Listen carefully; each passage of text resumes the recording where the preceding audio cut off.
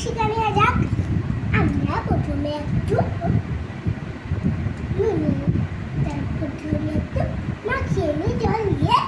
তারপরে আমি একটু তেল নিই, তারপরে একটু ময়দা দিয়ে আবার একটু ভালো, তারপরে কড়াইতে দিয়ে দাও। তারপরে আমি তো রেসিপি বানালাম, ঠিক আছে। বন্ধুরা, আমি তো ছোট, আমার মা তো দেখো আমার মা ভেজে দিচ্ছে। আমি তো পারি না, ছোট্ট। আমি তো এইরকম করে লুচিগুলো ছেড়ে দিলাম।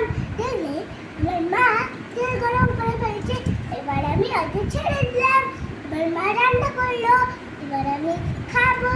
এবার আলু দিয়ে দেবো, আলু রান্না করলো। এবার মাংস রান্না করলো, দিয়ে খাবো। কি চেনা